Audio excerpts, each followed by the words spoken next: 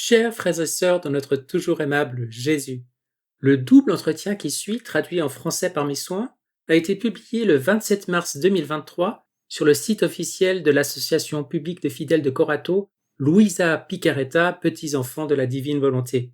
Il s'agit de la reprise d'un article paru le 19 mars dans un média électronique local, coratolive.it. Ils sont interrogés sur l'actualité de la cause de la béatification de Luisa et de la maison musée en rénovation, à Corato, le père Don Sergio Pellegrini, désigné comme assistant spirituel de l'association, et la présidente de cette même association, Enza Arbore. Voici donc le début de cet entretien. Question: quel est l'état de la cause? Est-elle bloquée? Réponse de Don Sergio Pellegrini. La cause de béatification et de canonisation de la servante de Dieu Luisa Picaretta n'est ni fermée ni bloquée. En novembre 2019, la Congrégation pour la cause des saints, par le biais d'une lettre adressée à l'archevêque, a mis en évidence certaines questions critiques qui émergent de la lecture des écrits de Luisa. Il ne s'agit pas d'erreurs ou d'hérésie, il ne s'agit pas non plus de textes ou d'expressions individuelles dans les écrits, il s'agit plutôt de conclusions générales que l'on peut tirer après avoir lu l'ensemble du journal. Et que se passe-t-il donc maintenant? Ces observations ne ferment pas la cause. Elles appellent à un examen plus approfondi des écrits de Luisa afin de mettre en lumière d'autres aspects qui pourraient permettre de mieux comprendre les questions critiques soulevées par la congrégation.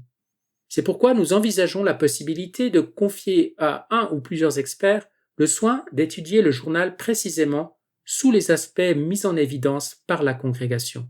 Tout cela n'empêche pas que de tels écrits puissent être lus et qu'on puisse en tirer un grand bénéfice spirituel. Mais pourquoi la cause traîne-t-elle depuis tant d'années?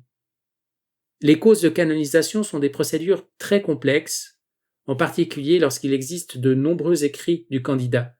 Luisa a écrit 10 000 pages de son journal. Il n'est donc pas étonnant que sa cause se prolonge depuis un certain temps.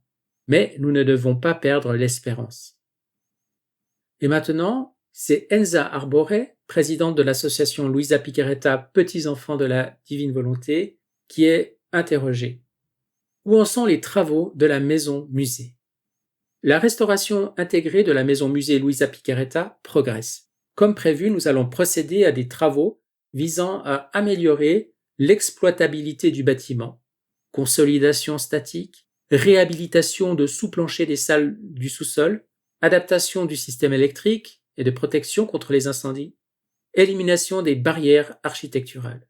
Nous travaillons également à la mise en place d'un laboratoire de diffusion pour offrir aux visiteurs des services innovants et attrayants grâce aux médias numériques.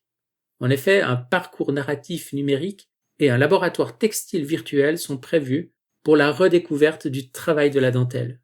Nous espérons que la combinaison du passé et du présent, de la tradition et de l'innovation pourra rapprocher de plus en plus de personnes, d'horizons et de groupes d'âge différents, de Luisa, de la foi, de la culture et des traditions de notre pays. Comment se déroule le flux de pèlerins? Au cours des 2 dernières années, la pandémie a eu un impact négatif sur le tourisme religieux et sur l'ensemble du secteur. Avec l'assouplissement des restrictions, nous avons enregistré une augmentation du flux de pèlerins. L'été dernier, les pèlerins qui ont visité les lieux dédiés à Luisa Picaretta étaient principalement italiens, mais cette année, nous voyons revenir des pèlerins de l'étranger, de régions où elle est bien connue: Allemagne, Slovénie, République tchèque, Espagne, Irlande, Philippines, Chili, Colombie, États-Unis et Mexique. Les pèlerins étaient tous impatients de marcher sur les traces de la servante de Dieu dans son pays, parmi son peuple. Plusieurs d'entre eux connaissaient déjà Luisa Picaretta et sa spiritualité, parce qu'ils faisaient partie de groupes qui méditaient régulièrement ses écrits.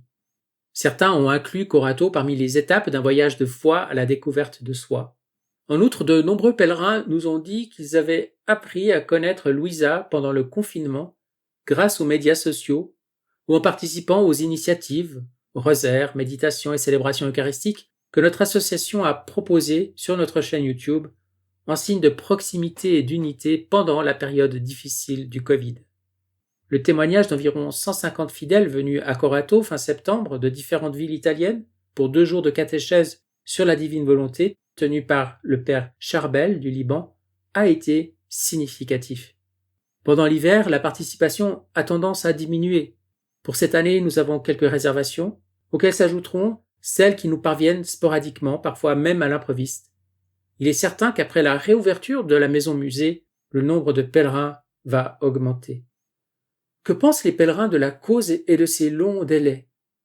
Les pèlerins, les disciples de Luisa Picaretta, ou plutôt les petits-enfants de la divine volonté, bien qu'aigris par cette impasse, aiment Luisa pour ses écrits, parce qu'à travers eux, ils ont découvert ou mûri leur propre relation avec la foi, trouvant peut-être réponse au pourquoi qu'ils se posaient. De ce fait, ils considèrent Luisa comme une sainte au-delà de la proclamation de l'Église. D'ailleurs, Luisa était déjà connue comme la sainte même de son vivant. Encouragé et en accord avec ce que notre archevêque, Monseigneur Leonardo d'Ascenso, a exprimé dans sa communication numéro 4 du 4 mars 2020, les petits-enfants de la divine volonté, donc notre association, poursuivent leur chemin de formation et de diffusion de la doctrine de la vie dans la divine volonté. Nous avons à cœur, dans la mesure du possible, d'exhorter chacun à méditer les écrits de Luisa en les reliant toujours aux Saintes Écritures, en restant unis à l'exemple de Luisa qui a toujours vécu dans l'obéissance à l'Église. Avez-vous des initiatives prévues? Dans un futur proche et probablement pour la réouverture de la maison-musée, nous pensons à un congrès international sur le modèle du 4e congrès que nous avons organisé en 2015 à l'occasion du 150e anniversaire de la naissance de Luisa.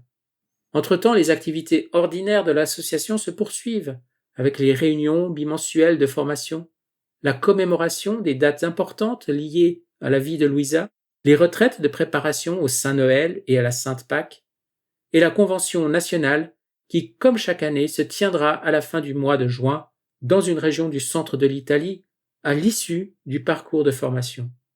J'en profite pour inviter toute personne désireuse de participer à nos activités à en apprendre davantage sur notre éminente concitoyenne Luisa. Pour de plus amples informations, je vous recommande www.luisapicarettaofficial.org. Ainsi se termine cet entretien. Soyez bénis et à bientôt.